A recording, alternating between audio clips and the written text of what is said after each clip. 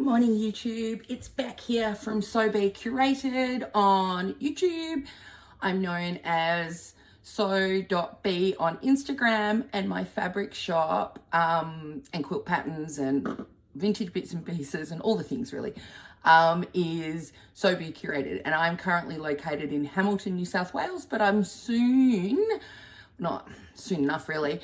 I settle my new shop this month, and then we need to fit it out. So we're still a little way away from moving into that new shop, but that will be in Newcastle, the suburb of Newcastle, in the city of Newcastle. Okay, introduction's done. I thought today I might show you my winter WIPS, what I'm planning on working on during winter. And I'm just gonna start with a little proviso that I also this month, so we settle our shop, and then we need to fit it out, and it's currently going through all the approval processes. There's quite a lot, like certification, and there's a DA for signage, and which is a development approval. I really forgot what that was called, and I have previously been a town planner as well as a lawyer, so that's a bit bad. Development approval, body corporate approval, because it's a retail space in a big building. What else? Finalizing quotes from builders, etc., etc. So we have to fit that out with, like, first thing flooring, but a little kitchen. It's getting a laundry in there and a bathroom and some kind of divisions between teaching, shop, back area. So there's that. There's start of July for a week there, or 4 days, but like I've got to get down there and get home, and get all the stuff down there and home. I am doing the craft. I don't even know which one I'm doing. That's how disorganized I am. I'm at Darling Harbour in the first week of July at a Sydney craft quilt show. I will maybe work out which one that is and put the details down the bottom. So I am busy with Lucy and Em in the shop, cutting bundles, making sure that we have enough stock to take down. I have no idea. I've never done anything like this before, so I have no idea what kind of stock levels I'm going to need. And then then we've got 2 weeks of school holidays, or 3 weeks for some of the kids, depending on which schools they're at. And then the first week that my kids are all back at school, I'm teaching down at Green Door Studios, and that's all sold out. So that's exciting. And, you know, so for me, that's travel down there. It's about 4 hours away from me, and then teaching for a couple of days and then traveling home. Are they the only things I've got on my plate? Yes. So moving, teaching, quilt show, and that is more than enough for me. So that's going on in the background on top of the normal shop. And then I wanted to show you what I'm working on personally as my kind of stitching projects, etc. I am writing a quilt pattern very, very slowly. And I am also dealing with all there right down to the ground. That is all kind of stuff for the new shop, vintage textiles, like props and stuff like that. Our garage is full, like completely full of furniture as well as bikes and things like that. But Tom, Otto, and our room have extra tables. Our room's got extra ironing boards, like vintage ironing boards in it. There's stuff on our back porch. Where else? Oh, you can't see it. I might take you around and see. There's a lovely piece of furniture just down there. So this room is kind of basically occupied by new stuff. So all that aside to say, here's what I'm working on from a creative point of view. I mean, all of that is kind of creative, right? The teaching and the quilt show and meeting people that are creative, and also setting up the shop. Like, it's going to be fun if I don't kind of implode. So I'm going to show you what I'm working on. So I thought I'd show you, to start with, the slow stitching projects I'm working on. First one is in my new Hooswiff, which I love, and it is just a little needle book. And partly because I wanted some more kind of examples of how different they can be and what kind of textiles you can work for when I'm teaching, but also because I start them sometimes in classes and I like to finish them. This one, I just had this bit of vintage quilt, which I have some more of, and I'm going to put some into the shop, so stay tuned for that. This one had quite a few kind of holy bits on it. So I have just cantha stitched a little bit of vintage fabric on there, and then I'm going to put those on. It's an interesting quilt because it was like, it's a real cutter, like it was very damaged. I had a grandmother's flower garden design on it, but also just some big kind of chunks of other fabric. And here there was just lots of hexes in this fabric. But so that's my exterior. And I didn't put, like, I kept this one for myself because it was a little, it needed a little extra care. And I'm just going to put this little bit of red stripe on the side. The rest of that will get blanket stitched around to hold in place.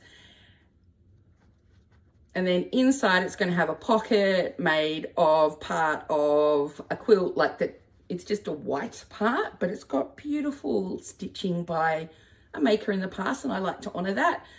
And then this grey doily with the applique. Now, I think I've mentioned before, I didn't really love these applique pieces until I saw the Roxy sisters doing stuff with it. So I kind of love them now.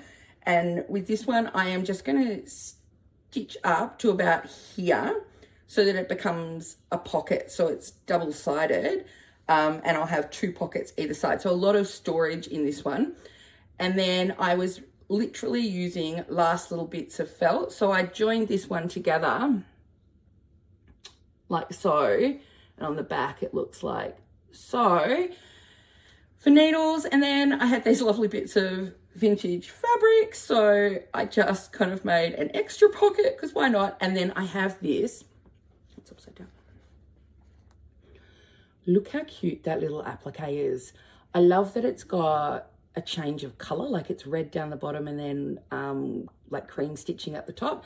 So I'm going to embellish that page a bit with that. So that will be a really simple needle book, but just really beautiful.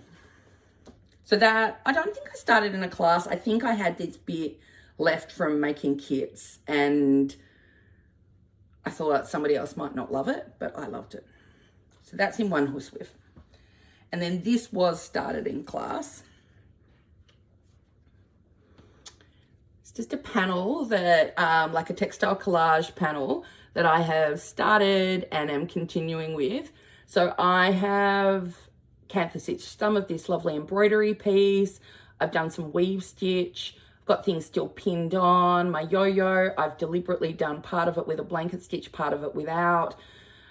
And just, you know, having fun kind of stitching bits and pieces here and there to add to that. Now, I might add a few little more bits to that. I often start like this and then add some more in.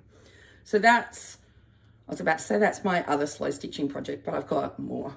So they're the two that are in my horsewhips, and, you know, easy to take around with me. And I like to have my horsewhips set up so that they've got everything I need. So they've all got threads, and they've got, like, you know, cottons that I like to do my hand stitching with, and needles and pins and snips in every single one. So I can just pick that up and go with it.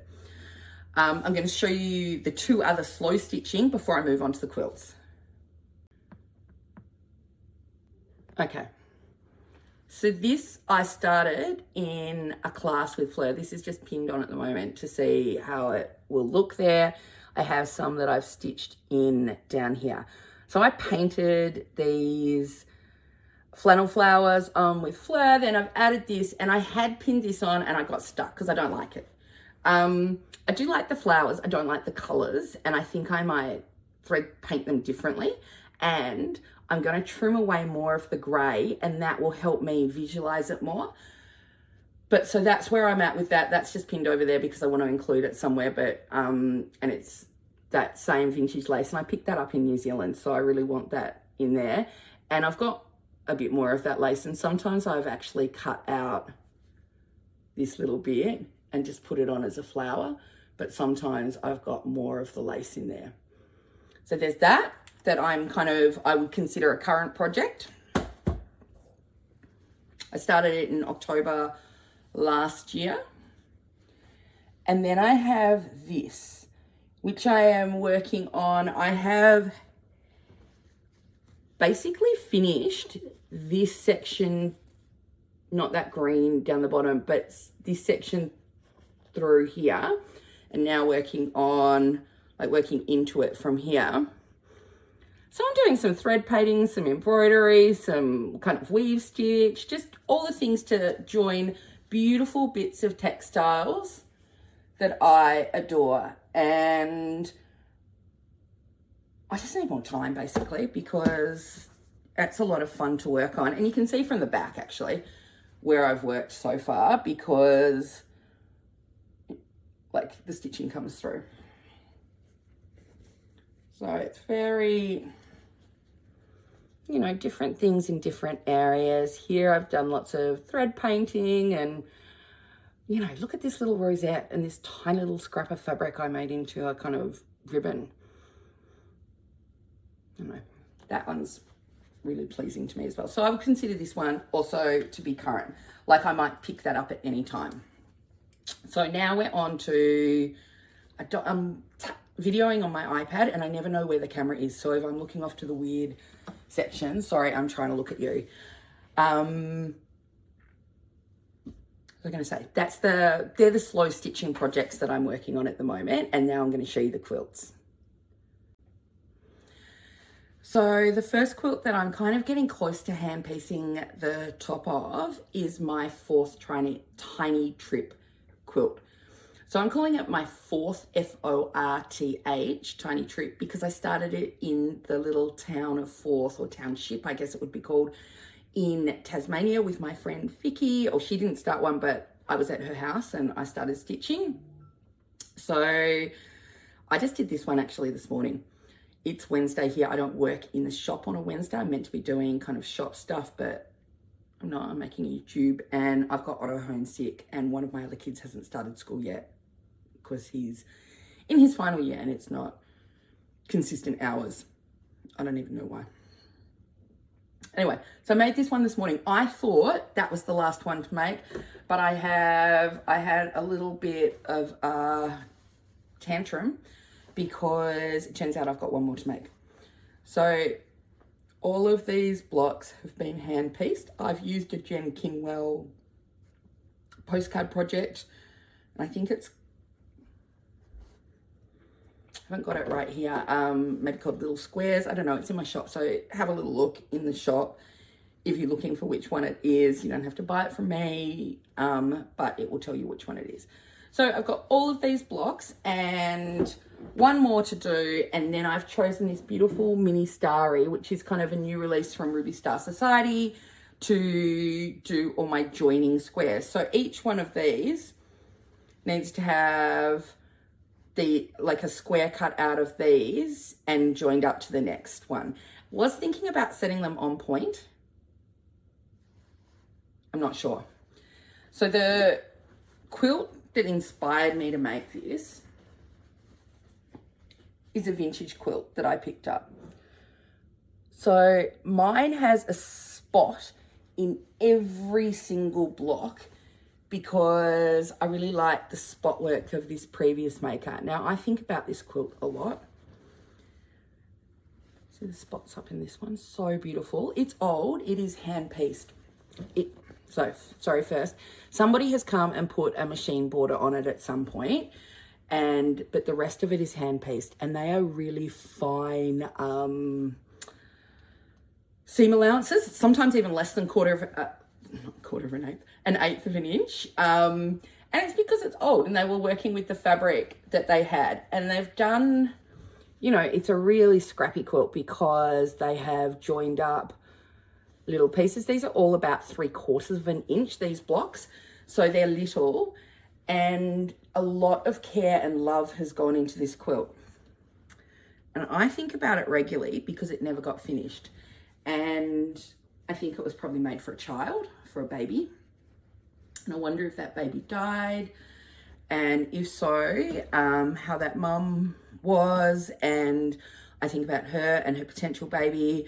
Lucy said maybe it was a mum that had twins and she just couldn't finish it afterwards, or maybe it was being made by a grandmother for a baby and she passed away.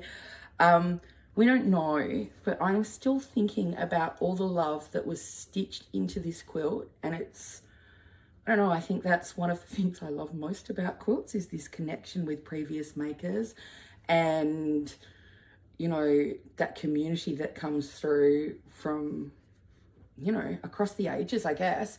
So that's the one that inspired me. This is mine. Mine is a bigger square, but still like similarly inspired. A lot of fussy cutting in mine, which I haven't really been a fan of so much in the past. But because this one inspired me and this maker has done a lot of fussy cutting, I'm going to find a little bit where, like, she was so clever. Oh, look. So she didn't have enough of the red spot, so she's joined a piece of the red spot there. A lot of love has gone into this quilt for it not to be finished, which is why I like that I am still holding it and thinking about the maker and why it might have been made. So the second quilt that I'm really actively working on at the moment, as in the last couple of days, is my Betsy 9-patch quilt. Now, I've finished my Betsy Sawtooth. It's up actually in the shop, but this one was the first community stitch along that I did, and I love Betsy fabric. I've been collecting it for a long time, from Japan, from just all over, all the weird, wonderful color variations of it. And then I wasn't using it because, you know, it was too precious. So I did this as a way to use it. I love this quilt. This is going to go on my bed. I am over 3/4 of the way of hand quilting it. So I finished the directions one way and I am over halfway going the other way. So less than 1/4 to go. And I'm really hoping to finish that in the next, I don't know, maybe 10 days. And then I've got to choose a binding. I'm not quite sure about the binding. Mine is backed with Classic Green Liberty.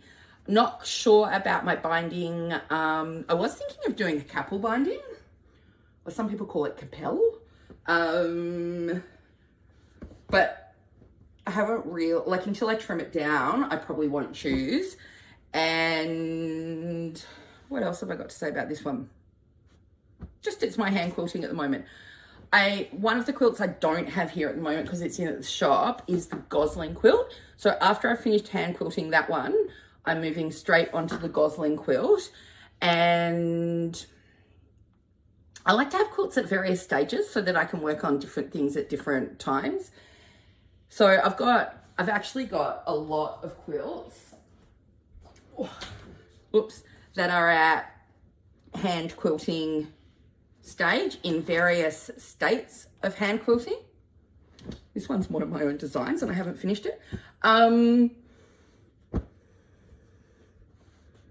I'll get to them. Like, I've lost traction with some of these. I was making this for Otto, and then, like, this is not Otto anymore. I started it when he was maybe 4. And I thought at some point he might really like this, but, you know, that is not the way it worked out. So I've got this. It's like a single bed size, all made of Liberty. It's a coverlet, and actually part of what's throwing me with this, it's a beautiful quilt design. It's smitten by Luluwell, is I really like the back. See that black hand quilting, and it turns out that well because there's no batting in there. So to get through the layers is quite easy, and it really picks up because it's the black stitching. So really like how that looks on the back. And as I said, look, I'm making it for a situation that's not relevant anymore. And I guess I've lost traction on it. I will finish it at some point because it's all beautiful Liberty. So lots of quilts still to hand quilt. I've got a lot of quilts to hand quilt, and that's not all of them, I don't think. And then the third quilt, the third quilt that I am actively working on is my quilt design. So lots of people have said, oh, you're only into vintage fabric now. Not true. It's upside down. I am making this beautiful low volume green, orange, and a kind of grey blue applique and machine pieced quilt. So I am working on the applique, needle turn applique of that at the moment. I love needle turn applique, but it is, it's time. So that is the third quilt that I am actively working on at the moment. My design, which hasn't got a name yet. My fourth tiny trip, and my Betsy Sawtooth. And as soon as the Betsy Sawtooth finishes, I will move on to the Gosling quilt. The others that I just showed, they're going to have to wait a while. Now, I've got one other quilt that I would say is active at the moment, and it is... Oh no, I've got two more down there. One of them I wouldn't say is active. My Vintage Stars quilt. So I have a lot of the quilt blocks made and they just need to be pieced together. And I will do that by hand, even though you can machine stitch that really easily. I'm at this point by hand, so why not continue? So these ones, the blocks are finished. These ones need their outsides pieced on, and that's where that one's at. It's just, I guess, waiting. I've kind of focused on the fourth tiny trip rather than that one at the moment. And then I've got one more that's under here, which I would consider an active quilt pull. Having said that, I have not done anything on it for an awfully long time. Inspired by Hey Hexy Lady, because I've got my little hexies and I've got, little zipper pouches with flowers chosen. It's just a grandmother's flower garden quilt. So this is what I've pieced of it so far, not a lot. I do have more blocks. I was using tiny florals because I love tiny florals. Lots of Liberty, some vintage fabric, Liberty, Ruby Star Society, not all, beautiful Japanese that I had in the shop, and also had that one in the shop and that one in the shop. So just like a real flower garden quilt. And I guess it's an active quilt pull, but I haven't worked on it for a while. Sometimes I really like to do EPPs, sometimes not so much. So I guess it will call me when I want to get back to the English paper piecing. I have some other quilt pulls that are kind of, some are started. I've got a Utah quilt that I have started, Utah block quilt. I have a quilt pull for a strawberry vintage inspired kind of Australiana quilt, like strawberries and Australiana. It seems like a bit of an odd mix. And I think that might be it. And they're both behind kind of under my desk area where there's a bit of a storage area in kind of crates. So what I do is I keep, so for this one, it's got my blocks, my basted hexies, and then I keep my fabric pull and any quilt blocks in another container. And I have one set, a small set, and I'm kind of a little bit anal and have them labeled for each quilt, or sometimes, depending on how big the quilt pull is, sometimes I've got two sets of those. So for the vintage fourth tiny trip, I had two blocks because I had lots of fabrics involved in that one, and I keep all the fabrics that I'm working on in a particular quilt together. So I think that's where we're at with my WIPS for winter. So that's what I'm hoping to work on. I'm going to finish, hold on. It's going to hold me accountable. I'm going to finish my Betsy 9 patch. So that's finish hand quilting, put a binding on it. I'm going to finish appliquing the quilt that I have designed, which I love. It's just time on. I'll finish both the slow stitching projects because they'll come around with me, and I will finish my 4th tiny trip blocks, which is easy because I've only got one to make, and get all the squares cut to join it and start joining it. And I'll start my Gosling quilting.